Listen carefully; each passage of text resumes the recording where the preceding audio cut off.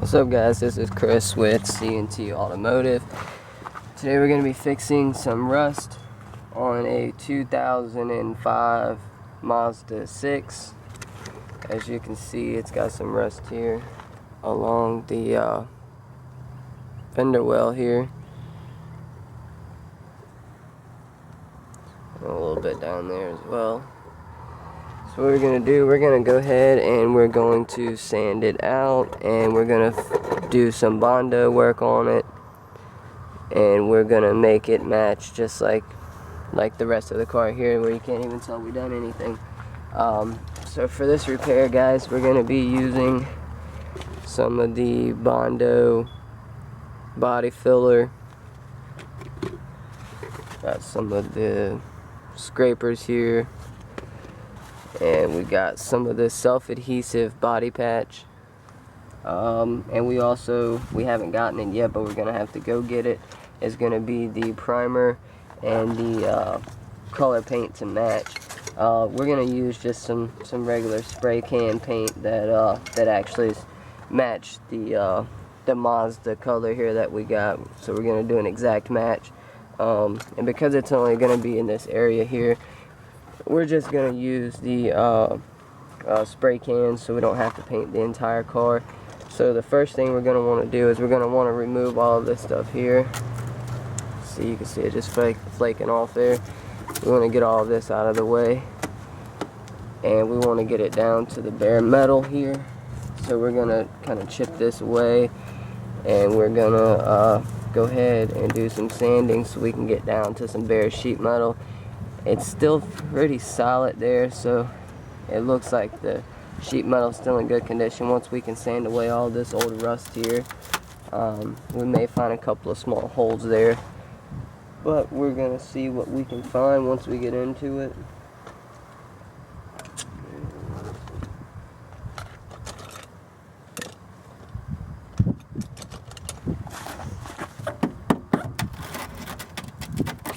Find some rust like that there.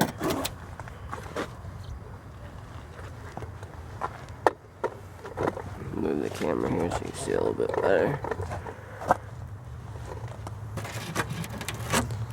See, pretty much just flaking right on out, and that's what the body filler is going to be for. So we can get on in there. It looks like that hole is almost all the way through it there. You can see that. So we'll put a body patch on that, and once we put a body patch on it, we'll go ahead and Bondo it. All of this is pretty much rusted out as well, so might not be that great of a patch here. A good spot to put a patch. We're gonna have to almost reform the entire thing, it looks like. So we're gonna start sanding with some 80 grit sandpaper. See if we can't flake some of this off of here. And you want to go about an inch above, maybe about an inch to 2 inches past where the spot is, just so you can get onto some good sheet metal.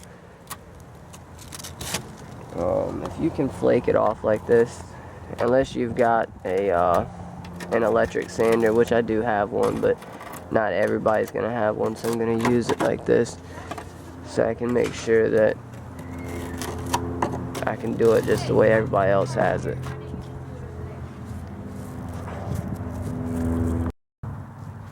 So what we're going to do guys, we're going to go ahead and get all of this cleaned out to where we can open it up to where we get on some solid sheet metal here. It looks like we're going to have to probably do some, maybe even weld on it a little bit, because this is actually a lot worse than I was anticipating on it being.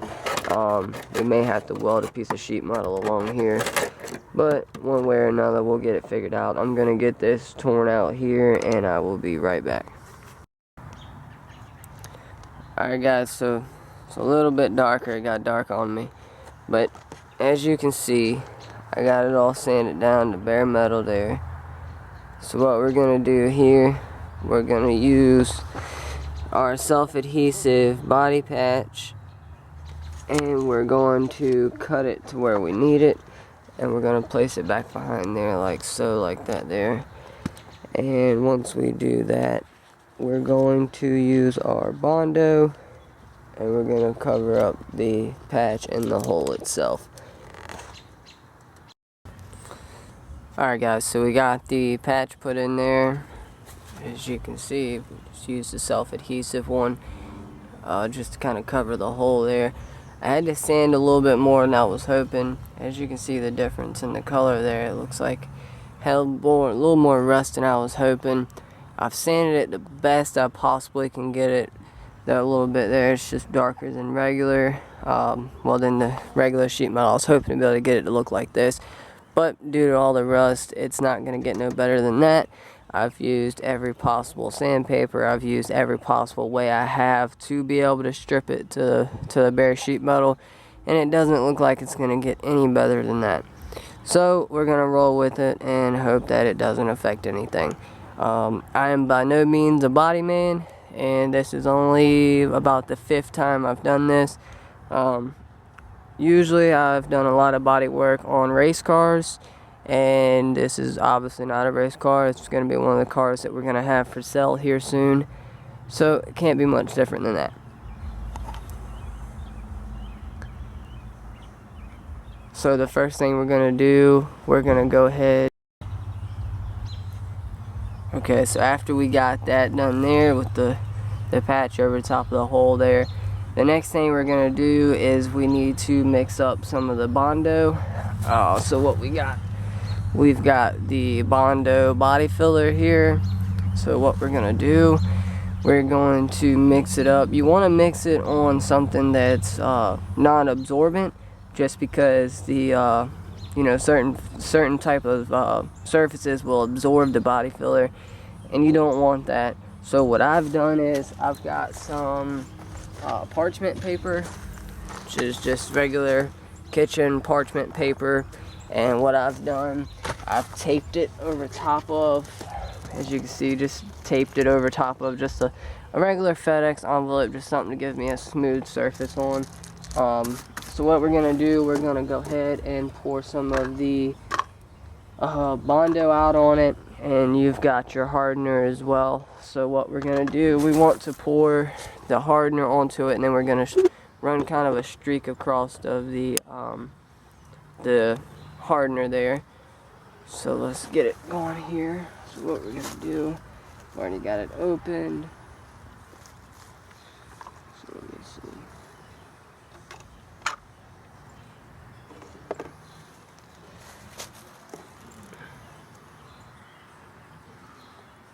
Get somebody to pour out of here. You want to kind of get it right into the middle of where you're going to be working at. Now usually if you just make it at least about a 1/2 inch tall, then that's a very good way to be able to measure out how much hardener you're going to need.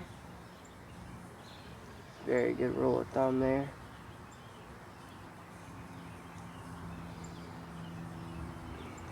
This back in there.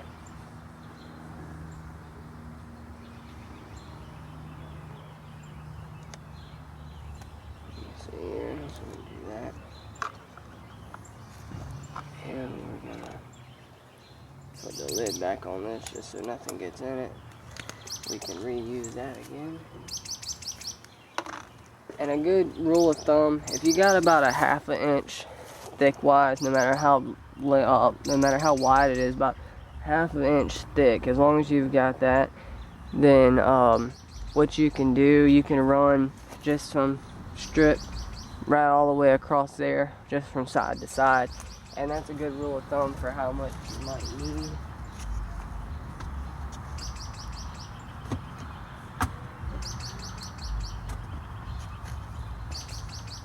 So what you do, just run it from side to side, just a little strip all the way across. Now one of the big things with this hardener is you don't want to introduce air bubbles to it, so you just want to kind of pick it up and lay it down. So as you're mixing it, you just want to kind of slap it around like that, kind of mix, kind of pick it up, lay it down. And that's what you want to do, just kind of mix it up, kind of pick it up, lay it down. You don't really want to introduce too many air bubbles, then you might have an issue when you're doing it. So you just want to kind of scoop it up, lay it down, scoop it up, lay it down, and that's kind of what you want to do all the way until it is one consistent color, and that will help you get your mix. Just kind of scoop it and lay it down, scoop it and lay it down. And what I'm going to do, I'm going to get a second one here just to kind of help us get a bit better of a mix on it, because we got some sticking, it looks like. So what I'm going to do is just kind of scoop it off like that, so we got a little bit better mix here. And now when you're doing this, you want to kind of be a little bit quicker with it, because you do only have roughly about 15 to 20 minutes working time with this. So you don't have very much time, but you do have a little bit. So it's not like where you gotta like rush. You do, but you don't, if that makes sense. You know, you don't want to take forever, but you know, you also have a little bit of time with it. It's not like, oh my god, I gotta get it up there as fast as possible. You do want to be in a little bit of a hurry, but it's not that big of a deal if you take your little bit of time. You should mix it roughly about 30 seconds or so, and you should be done with it. Give or take. I'm probably taking a little bit longer because I'm more focused on the video than anything, but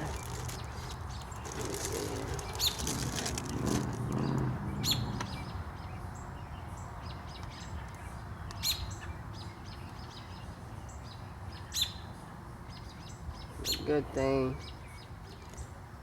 you want to do is you can always leave it up here on your scraper, because once it dries, it will definitely be a little bit easier to crack off. So what we're gonna do, we're gonna go ahead and slap it up here.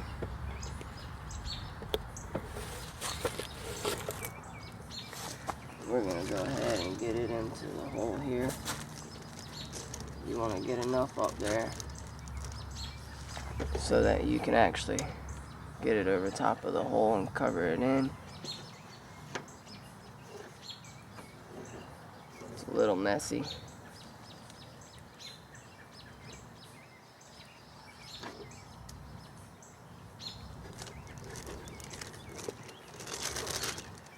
Actually probably didn't mix enough of it.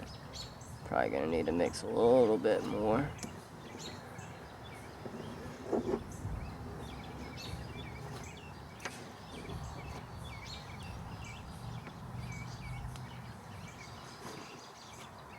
And it doesn't matter if you've got it smooth or not. You're gonna come back and re-sand it anyways. So you can kind of take your time and shape it once you go back to actually sand it. So if it's not perfectly smooth right now, then it's not too terribly of a big deal. You can always go back and re-sand it to be able to smoothen it out a bit better. Once you get it covered in there, you just want to let it dry, but you want to make sure that you get it good and solid inside there, and then get you a good solid run around the outside also. That way it's filled in and it's actually holding. You can kind of see how it's falling out a little bit.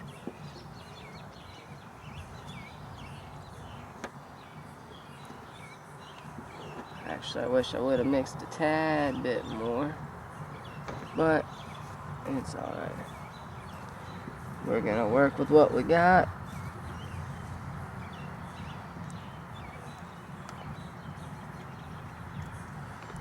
And I'm probably going to do a second coat on this anyways. What I'll do is I'm going to let this harden, and then I'm going to come back with another coat of it, just so I can make sure that it's filled in properly and the way it's supposed to. Looks like my mesh might have fallen out back there.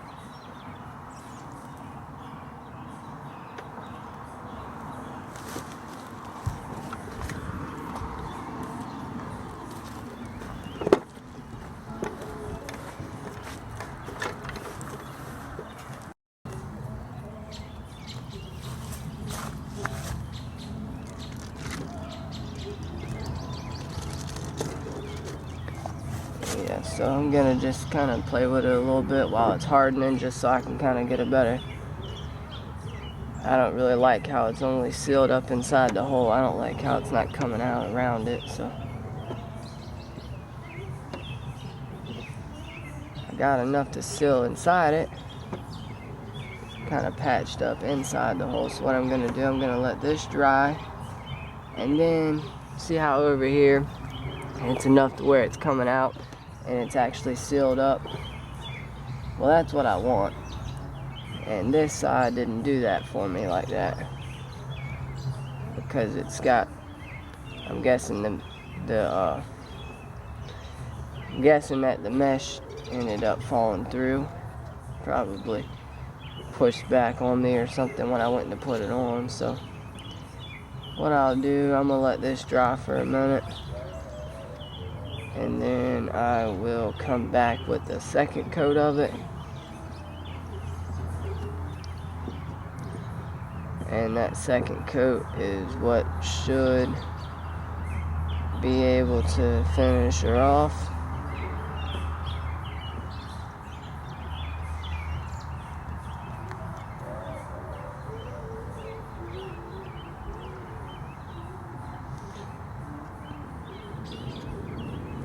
Yeah, so we got it like that there.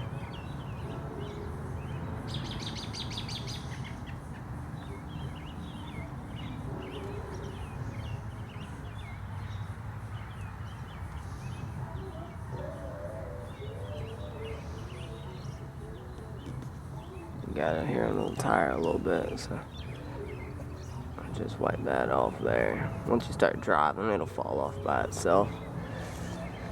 But so what we're gonna do here, we're gonna let it dry, because it looks like the mesh kind of messed up on me, and I don't like that. So what I'm gonna do, I'm gonna let it dry, and once it dries, it should harden. And as soon as it hardens, I will put the finishing touches on it with another coat, let that harden, and then we re-sand it, paint it, be done. Alright guys, so I let that first coat dry up there, let it harden up. I sanded it just a tad bit. I got some new body filler mixed up here, so we're gonna go ahead and we're gonna put a second coat on this, just to kind of fill in where the first one didn't, and make it the way it's supposed to be.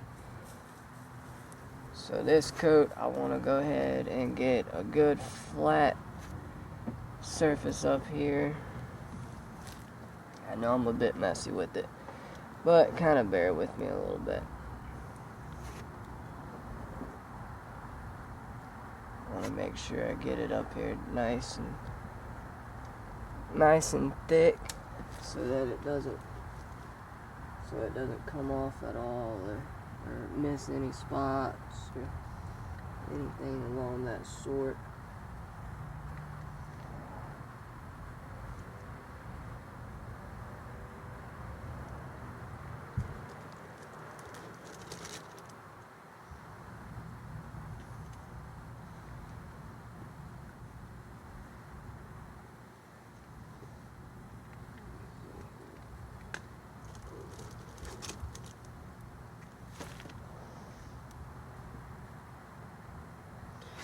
You want to get a good firm press on it also. That way you can definitely make sure that it fills in where it needs to fill in at.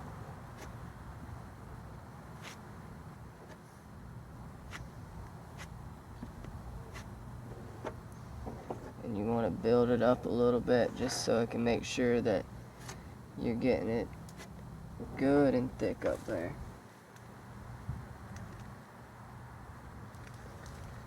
We don't want it to be thin and then it end up the hole come back through, you know. I want to make sure that we get nice and good bit up there. We also don't want to take away from the natural curve of the vehicle. So if you notice, I'm going kind of like this here. That way I can make sure that I'm following the natural way of the car, you know. I don't want it to take away from that.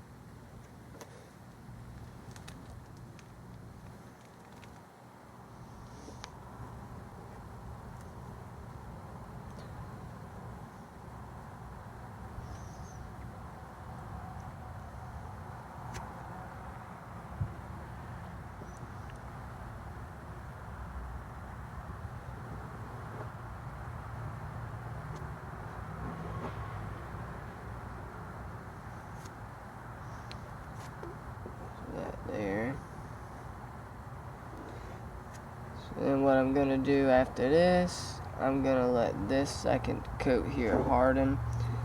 And once it hardens, I will come back and I will sand it, prime it, and be done with it.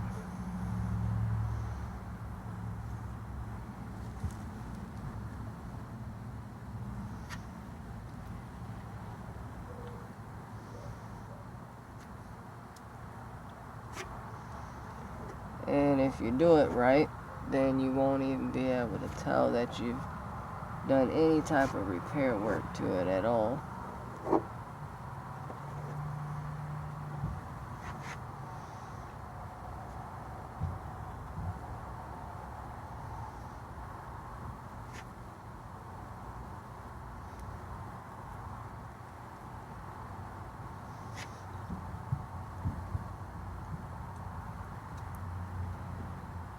So I'm just going to leave it like that there.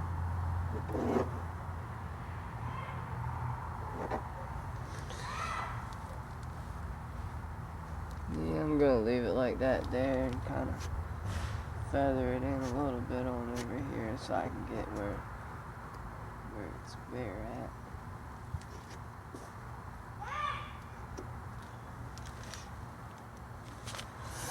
But anyways, guys, I'm going to let this harden up. And as soon as it hardens up, I will sand it, prime it, and put the matching color MAZDA coat on it, paint on it. And as soon as I do that, it will be ready to go. Once I put the paint on it, I'll probably give it about 2 or 3 days for the paint to set in. And then as soon as I do that, I'll turn around and I will go ahead and do a wet sand on it. And as soon as I do a wet sand on it, from there I'll go ahead and buff it out, which by buffing it, that should be able to match this to that. That way you won't be able to tell a difference in the paint. You'll you'll see a smooth transition, so it'll look like it's never been repaired. So guys, I hope you liked the video. Please like, comment, subscribe. And if you got any questions about any of our videos, or if you like to recommend any videos to us, then definitely shoot us a message. We can definitely give any input on any of your problems that you may be having with your vehicle, or we can make a video that may help you with any future issues that you think may help, either on the future or something that you're going through now. But other than that, please like, comment, and subscribe.